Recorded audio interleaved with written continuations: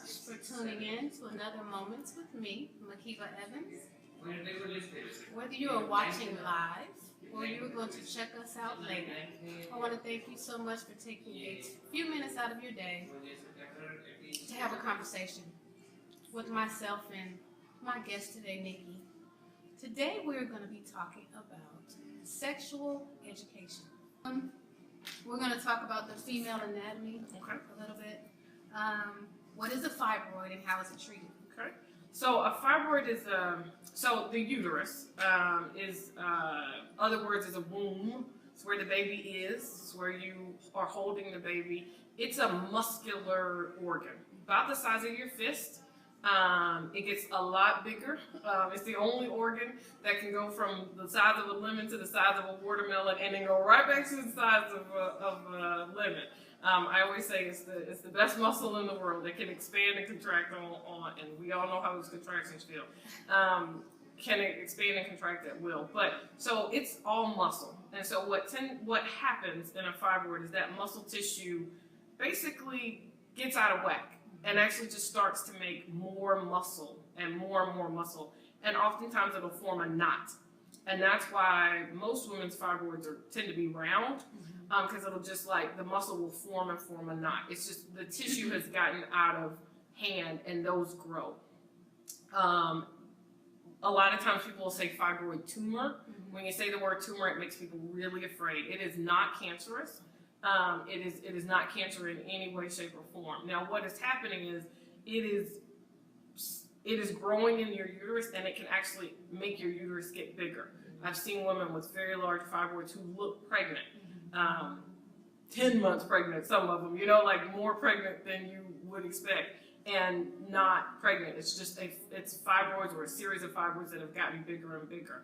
Now, what it does do is each month we build up menstrual fluid if you have a uterus, and all of those fibroids sort of add to the surface area. So it just makes more and more of that menstrual fluid build up in the uterine lining. And so that's why women with fibroids often have very heavy periods, because when it's time to let that lining go, what your body is doing when you're having a period, so much is grown that it will, it just makes the periods heavier and heavier. They can also be painful if the muscle is contracting. That knot of muscle is sometimes contracting when you have cramps. It can be painful during sex. So that's what it is. But it's not, one thing I want to make very, very clear, it is not cancer. They may say it's a fibroid tumor, but it's not cancer. I think sitting here with Makeba, it's especially important to note that African American women tend to have fibroids much more often and earlier than women of other racial and ethnic groups. They haven't quite figured out why that is. Some scientists say it might be our inflammatory responses that we're having. We're not, science is not really sure, but you do know that we tend to have them more often. Now, the treatment for fibroids can vary, and it actually really depends on what your reproductive hopes are. So if you are a woman who is done having children and the fibroids are becoming a problem, a lot of women, I have friends who had to pack a separate purse of just their sanitary napkins and tampons just because their periods were so heavy. If it is causing you that kind of problem, some women face anemia because they built up so much lining. Then you might want to decide to have a hysterectomy. Again, that's when the whole uterus is taken out. They've gotten really good at making advances. You don't have to have a major incision across your abdomen. They can actually do it vaginally. They actually have a little machine that will whir it up in a blender and pull it out. And so the recovery time for those can be a lot less. Or you can have just the fibroid removed. That's called a myomectomy. Myo means muscle. So you actually take out just the fibroid. And then there are medicines out. I see them all the time here in Georgia because I do believe that Mahari is running a study. Emory is running a study on fibroids in African American women. So you will see that they are testing some medications to try to prevent that. So trying to reduce the surgery burden and giving women an option to take some medication that might shrink those fibroids. There's some medicines out now, some injections that you could take. So it depends if you want to have children and you want to keep your uterus, or if you're like me and want to keep all your organs that you can, you may decide to try medication or have a myomectomy versus having your whole uterus removed with a hysterectomy.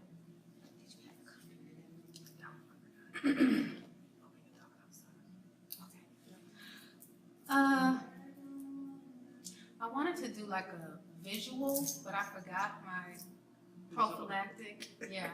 But we're going to have the conversation about condoms, rubbers, whatever you guys want to call them. And a lot of men saying that they don't want to wear them for whatever reason. I'm too big. I want to feel you.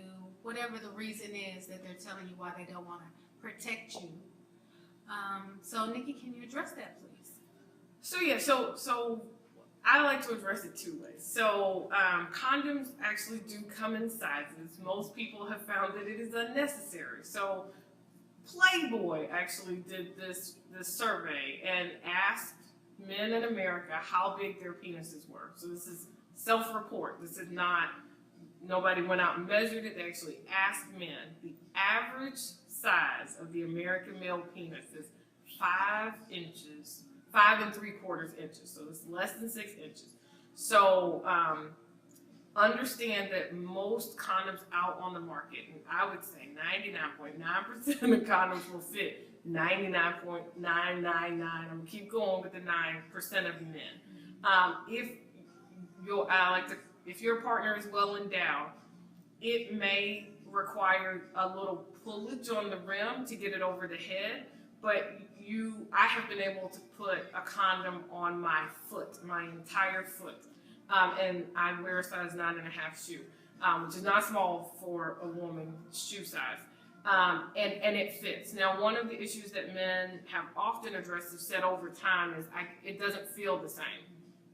And I won't try to pretend that I understand it doesn't feel the same. I actually have put a condom on my arm and rubbed my arm and been able to feel very much through the condom on my arm. Condoms are not made the way they were 100 years ago when it was like a rubber glove, like literally the material of a rubber glove. The latex is very thin, it's very translucent. You can get them in colors and shades, and don't try to use the glow-in-the-dark ones for protection. They do not work for that. They will tell you it's a novelty item, but the material in the latex is very thin. I would suggest, if you want to understand what that feels like, put one on your hand and on your arm. Again, have been able to get one pretty far up my forearm, and been able to really feel through the condom. So condoms aren't made like they were 50 years ago. They are actually much better. One thing I do like to caution people on is trying to be all secretive about putting on a condom. You actually need to see what you're doing and make sure that you are doing it properly. So you should put it on the head of the penis, make sure that the repository at the end is free and clear so that the sperm can go in there, roll it all the way down to the bottom of the shaft. Do not put it halfway on and think that that will work. It needs to go all the way down to the bottom of the shaft, leave a little bit of space at the top so that it has room, and make sure that there's not any air bubbles, because those will pop during sex. The last thing, if you happen to have, and condoms do break, a broken condom, do not keep having sex with that broken condom. I believe that men know when condoms break. I'm just gonna put that out there.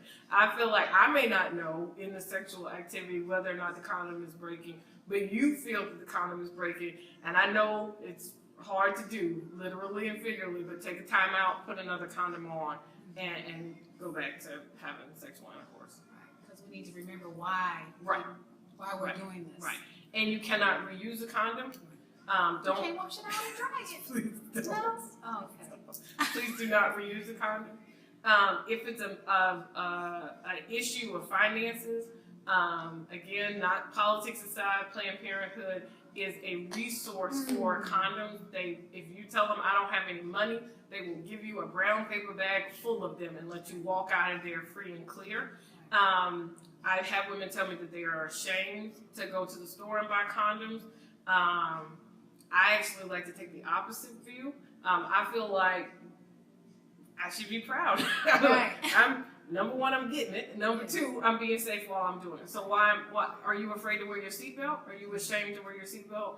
Because it's going to save your life the same way a seatbelt would be saving your life. So don't be afraid. I mean, yes, I do know some drugstores have them behind lock and key, but in the opposite, there are also plenty of stores that you can walk into and peruse and get them off the shelf and walk out of there. So, I mean, I probably wouldn't go to the place where I'd have to get them unlocked, even myself, just because of convenience. But there are places you can go where that's not required. There's some places where they put baby formula under lock and key too, but I'd rather be getting the condoms than the baby formula. Yes. All cheaper in the long run. Let me see here. I had one more thing. Oh, in regards to being tested. Right. Some people, unfortunately, now don't have health insurance. Some of us, we're in Georgia, don't know that our governor didn't accept the funding so that that gap of the uninsured can be insured through Medicaid. So some people don't have insurance. Right. Where is it that you would suggest for people to go that aren't insured to get tested? So, Planned Parenthood is the source. That is what they do. And I think one of the great things about Planned Parenthood is that there's everybody in there doesn't care what you're in there for. They're just glad you came. And so I know, like, if you go to the health departments, there's also a resource. I don't know what that situation is here in Georgia. I just don't happen to know. But I know Planned Parenthood is a great resource. You don't even, I think, oftentimes have to have an appointment. If you walk in the door and say, I think I have an STD, they can test you. And a lot of the tests are rapid. Even HIV has a rapid 20-minute, I think, buccal swab test that you can have. So you don't have to, it's not a long, drawn-out process for having waiting. Yeah. So that would be the place you would go, and they look at your you tell them how much you can pay, and they look at the sliding scale, and they will work with you. Well, I think we did a great job today. Thank you so much for volunteering your time. No problem. And Nikki is volunteering. You know, I talk a lot about giving back. This is not her profession. This is her desire to want to get out and educate. And in her past lifetime, when she was a younger lady, she was going to go to med school. She was going to be a doctor. I love it. But that didn't happen for her. So she had a plan A, B, C. You know, we do whatever it is that we need to do to make our lives the best place that we can for ourselves and our loved ones. And this is her way of giving back. She volunteers. And I knew that she did that. I knew that she likes me. And she came and she sat down in front of this Facebook Live and listened to this loud man over here talking about whatever, and he knew we were over here doing something. He did leave and came. He was just still loud, though. But thank you so much for your patience. And that's my pleasure. I really enjoy doing health education. If you have questions to ask Makeba, please chat them in, and we'll get answers and can put some resources up so that folks can learn more and help themselves. Yes, we have to be responsible. You guys want to be here on this planet as long as we can to vote in 4 more years and then 2 more years to get rid of the teammates that are supposed to help the president but may not be. I'm going so far to the left and the right. But thank you so much for tuning in. I am Makeba Evans. You can find me on Twitter at Makeba Evans. I am on Instagram at Makeba Evans. I'm on Facebook at Share Our Love Light, which is one of my new journeys in life, is to help people get out there and share what it is that they know, that they're willing to open up enough to share. I would be Makeba Evans at Facebook too, but Makeba Evans is another one of me. Can you believe it? If she took, I'm gonna call her though. Makeba, I'm a seed. No, just one. So thank you so much. Like I said, whether you're tuning in live or if you're gonna see me later, I appreciate you. Please share That's definitely a way to get our message out there, because everybody needs to know how to protect themselves sexually and responsibly. So once again, enjoy your day.